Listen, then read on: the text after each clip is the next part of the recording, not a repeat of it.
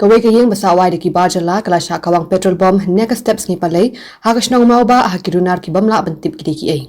Kagum gajing thu superintendent of police ka East Khasi Hills kani gajing ja kala ja hapadeng nyaushiteng hadu prabaje ai min step.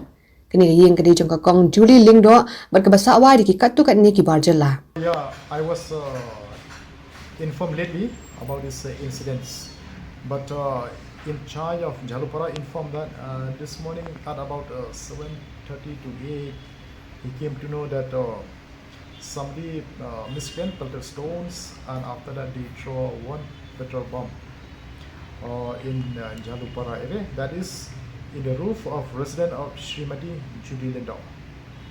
Ula ong makirunar kelalit ban kawang Mawbah ya kani Iing haswa ban kawang petrol bomb.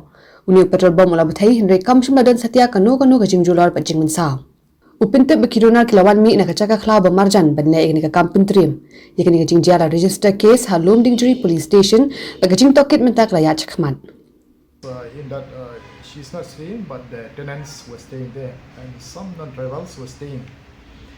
During inquiry by the in charge there, luckily no damage.